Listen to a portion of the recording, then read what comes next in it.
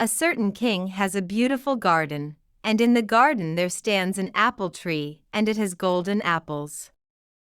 The king's men always count them, and they begin to grow and ripe, but every night one of the apples is missing.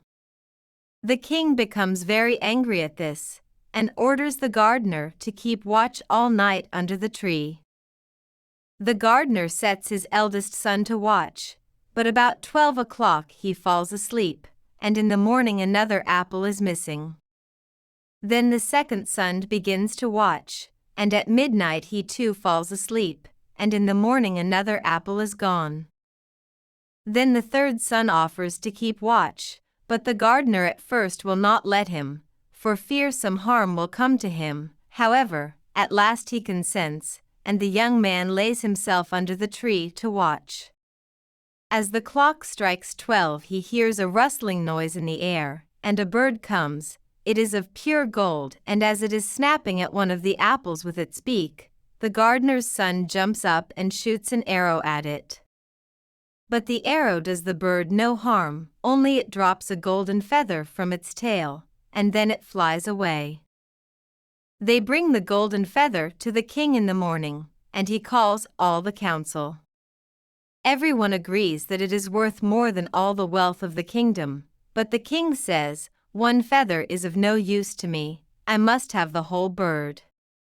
Then the gardener's eldest son sets out and thinks to find the golden bird very easily, and after he walks a little way, he comes to a wood, and by the side of the wood he sees bow and makes read a fox, so he takes his why to shoot at it.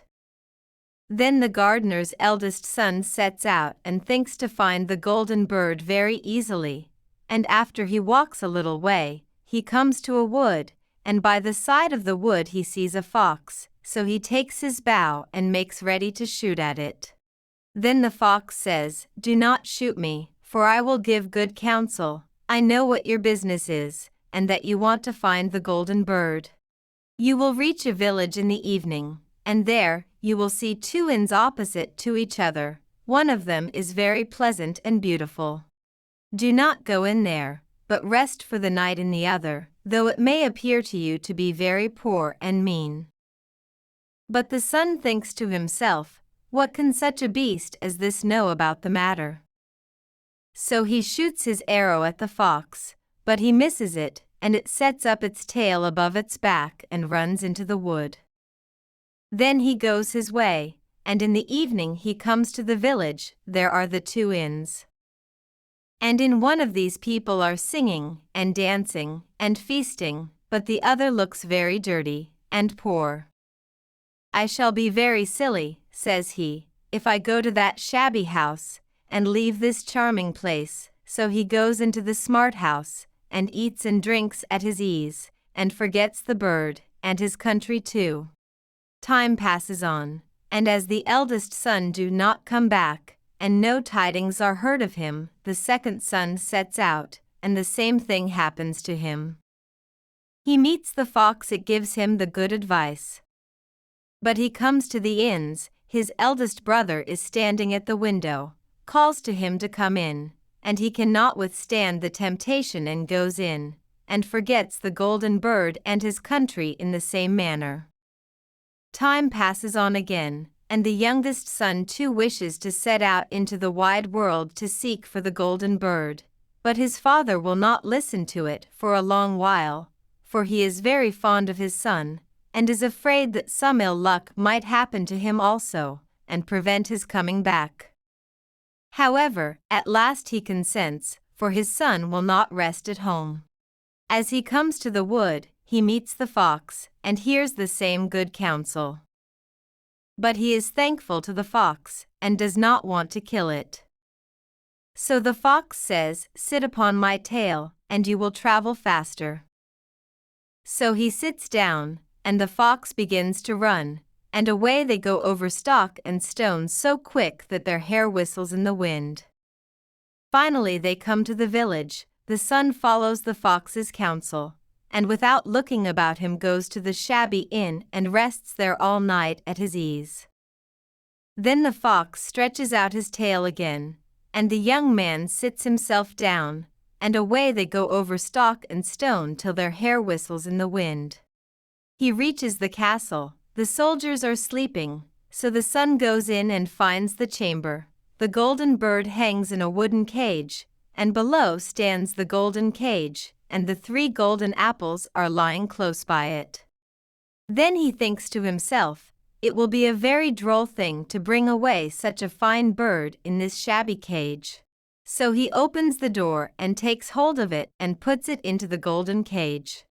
But the bird sets up such a loud scream that all the soldiers awake, and they take him prisoner and carry him before the king. The next morning the court sits to judge him, and they sentence him to die.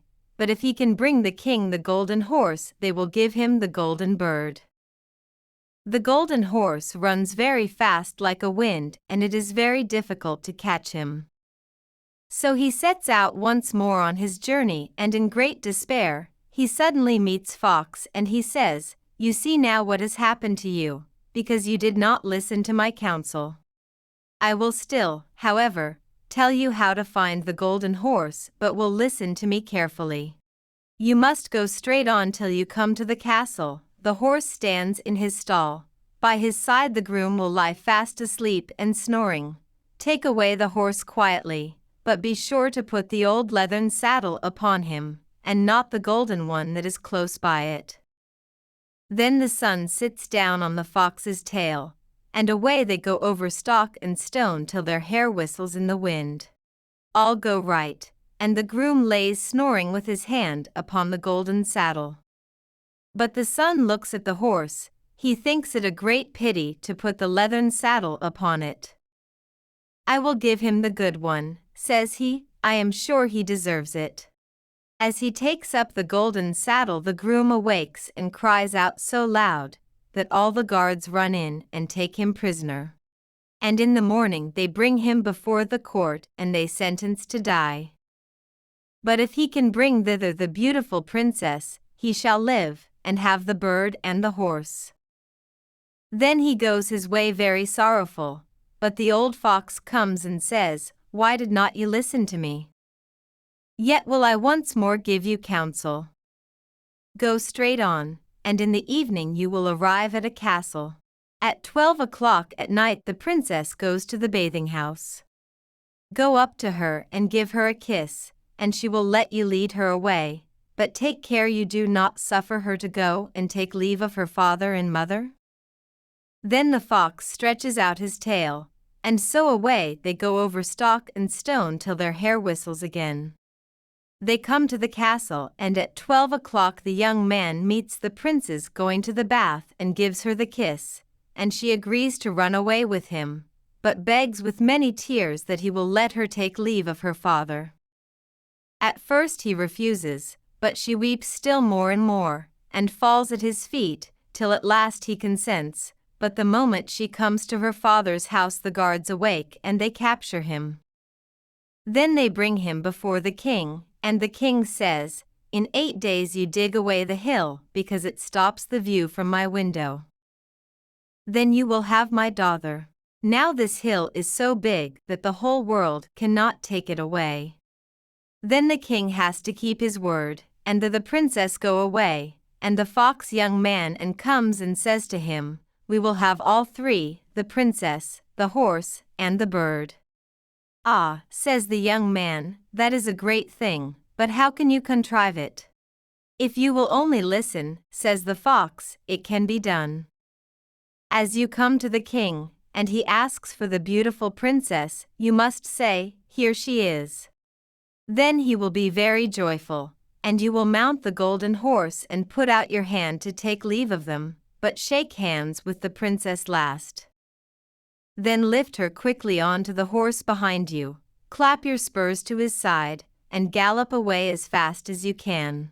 All go right." Then the fox says, "As you come to the castle where the bird is, I will stay with the princess at the door, and you will ride in and speak to the king, and then he sees that it is the right horse, he will bring out the bird, but you must sit still, and say that you want to look at it. Then you get it into your hand, ride away." This, too, happens as the fox said, they carry off the bird, the princess mounts again, and they ride on to a great wood. Then the fox comes, and says, "Please kill me, and cut off my head and my feet." But the young man refuses to do it, so the fox says, "I will give you good counsel, beware of two things, ransom no one from the gallows, and sit down by the side of no riven." Then he goes away. Well, thinks the young man, it is no hard matter to keep that advice. He rides on with the princess. At last he comes to the village, his two brothers are still there. And he hears a great noise and uproar. He asks what is the matter. The people say, they are going to hang two men. As he comes nearer, he sees that the two men are his brothers. They become robbers, and that is why they will hang them. So he says, "Is there any way to save them?" But the people say, "No. Yet if he bestows all his money upon the rascals, then he will buy their liberty." Then he does not stay to think about the matter. He pays the ransom and they let his brother free, and they go on with him towards their home. And as they come to the wood, the two broths say, "Let us sit down by the side of the river, and rest a while, to eat and drink." So he says, "Yes," and forgets the fox's counsel, and sits down on the side of the river, but his brothers come behind, and throw him down the bank and take the princess, the horse, and the bird, and go home to the king their master, and say, "We won all this by ourselves." Then everybody is very happy, but the horse does not eat, the bird does not sing, and the princess weeps. The youngest son falls to the bottom of the river's bed. Luckily it is nearly dry, but his bones are almost broken, and the bank is so steep that he could find no way to get out. Then the old fox comes once more, and scolds him for not following his advice. "Yet," says he, "I cannot leave you here, so lay hold of my tail and hold fast." Then he pulls him out of the river, and says to him, "Your brothers will kill you, if they find you in the kingdom." So he dresses himself as a poor man, and comes secretly to the king's court, and as he is scarcely within the doors, the horse begins to eat, and the bird to sing, and princess stops weeping. Then he goes to the king, and tells him all his brothers' roguery, and they seize the two brothers and punish them. The king gives the princess to him again, and after the king's death he is heir to his kingdom.